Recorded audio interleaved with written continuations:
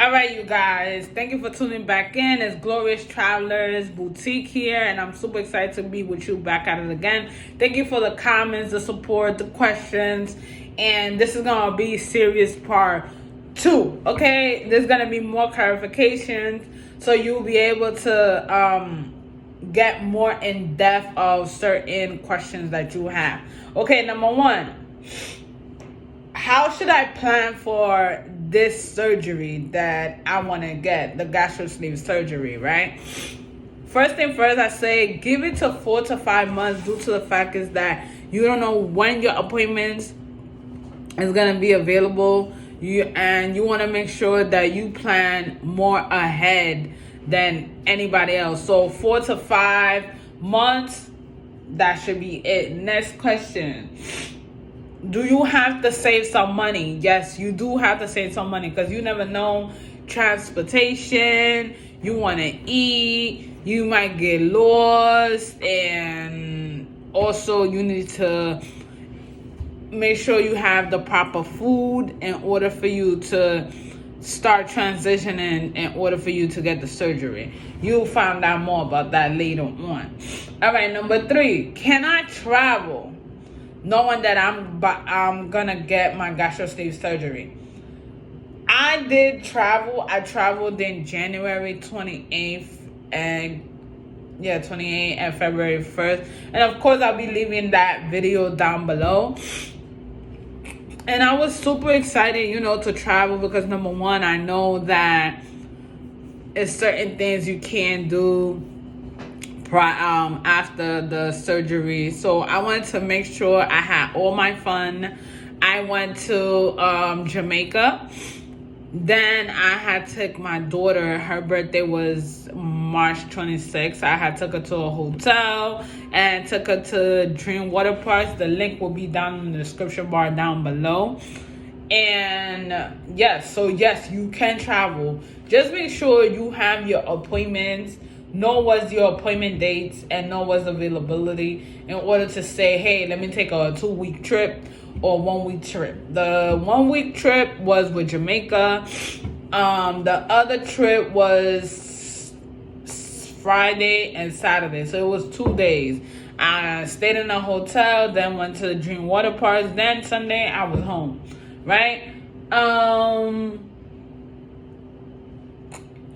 The appointments. Let's talk about the appointments. The appointments, make sure if you're going to a far location like I did, I went to Long Island, make sure you have your appointments back to back, or try to get it that same day in a later time. So just know that day you're not gonna work.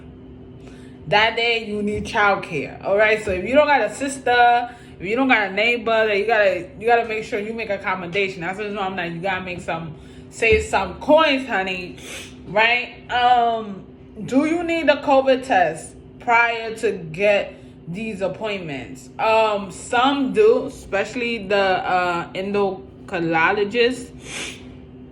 If I'm saying it wrong, everything will be down in the description bar down below. You do need a COVID test 3 days prior to your appointment. So that means if your appointment is on the 20th, right? You want to make sure that it's 72 hours, right? So make sure from the 17, 18, 19, no, from the 18, 19, 20, that those are 72 hours. But prior, COVID tests come to you in 24 hours. But certain hospitals, they have certain requirements. What kind of swab should you get? Should you get the one that goes all the way into your nose, or do you get the swab? I got the swab with no problem. Most of the time they tell you, hey, do it at my location. It's gonna be better. But if you have your own location, just go to your location and print it out and send it to your doctor. Hey, this is my COVID test. Scan it. Talking about that, right? Let's go to the next one. What should I eat before I even go into surgery? Well, To be honest with you, I ate normal. I really enjoyed myself. I went to restaurants, knowing that I'm about to get the surgery. I'm like, I have to have the taste. I was eating and anything. I was enjoying myself. So you can eat normal while you're going through these appointments. Now, number 2, when you get the consultation and you go to the doctor, right? They're going to do a blood test and then they're going to do a urine test. What do they check in your blood? They check if you have diabetes or any other disease that they could detect from the blood. For the urine, they detect drugs. They detect if you're pregnant.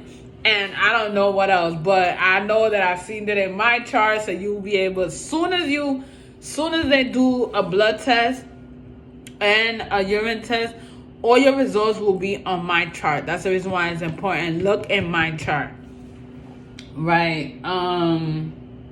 Number 9. I did answer that. Do you have to do my COVID test before going to my appointments? All right. I already answered that. So, but number 9, let's put for the psychiatrist. For the psychiatrist, you guys have to get the psych evaluation, make sure that they get the clearance letter, and from there you'll be able to submit it to my chart. Your doctor has it, you're good to go, because all those steps gotta make sure that the hospital receive it. That's the reason why I like my chart. And I'll be able to leave the address where I went. I did pay $175 due to the fact is that I was like on it. Okay, so the next thing. Do you have to go to the primary doctor in order to get the clearance letter? Okay, so soon as I send in the sample letter, how the surgeon wants the letter, I immediately send it to my primary care doctor, and they scheduled me an appointment. Due to the fact is that I really don't go to the doctor regularly. Like, all I do is for my physical, and that's it. And asthma, like get my refills, that's it. But for this, I did go and schedule the appointment, and he did write the letter that same day. I took a picture. Basically, I scanned it. So make sure, please, you're going to be losing some documents, and you want to make sure that you don't lose no documents. Download Turbo Scan. Download Turbo Fax, because that made my life easier. I scanned it, looks professional. I send it to my email just in case of anything. And I also send it to my chart, right?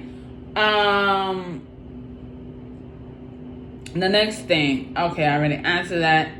Should I send my documents to my email? Yes, please do. Have everything in your email, because you got Wi-Fi everywhere. So it doesn't matter. You'll be able to download whatever documents that you need, and you can show your doctor of how things supposed to be done.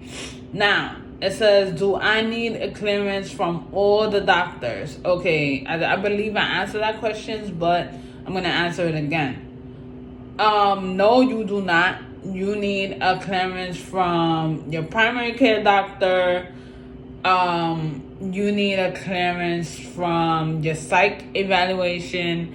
You also need a clearance from your pulmonary if you have asthma or any lung situation.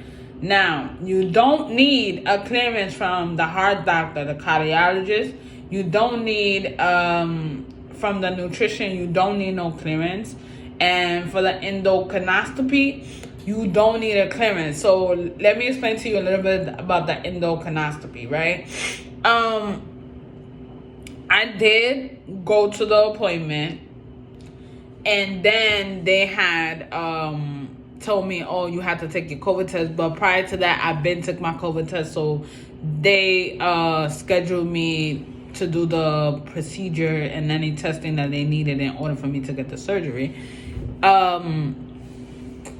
they found out that I had ulcer in my stomach, and I was like, okay, I'm glad that I did this so I could find out like what's this and if I had anything in order for me to get the surgery approved and so forth and so on. And they told me, oh, you have this. They gave me some medication, and I was like, okay, but am I gonna get a clearance? And they was like, oh, we have to talk to the doctor and so forth and so on. So what I have done is I send them I said, hey, can I get a picture of my results and the diagnosis that you have given me? They said, okay, sure. So as soon as they gave me that, I took pictures on TurboScan and sent it immediately to my doctor. I'm like, listen, doctor, this is what they telling me. And is this still okay, or do I need a clearance? It was like, no, you don't need a clearance. As long as I have this result and I know what your stomach is going about, then you're fine. All right. Next thing.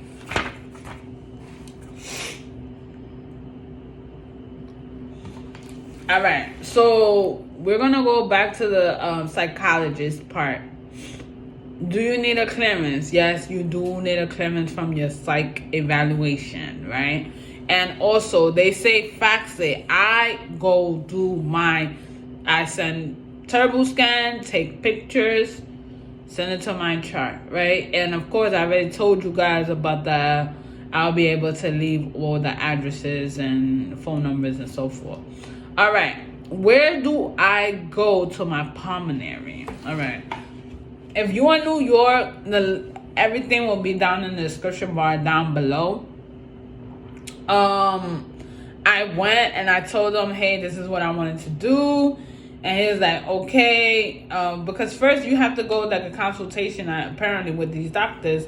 And then after that, I had to take my COVID test.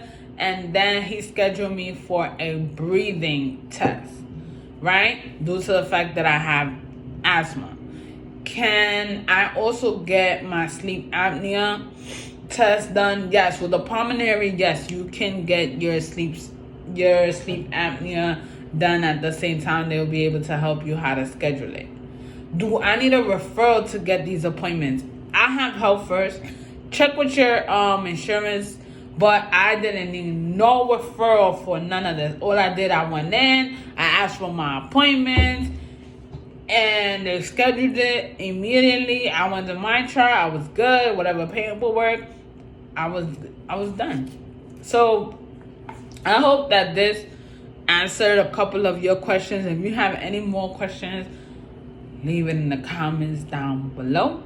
Follow all my social media platforms, because honey, it's about to be a new Glorious Child's Boutique up in here. So bye y'all.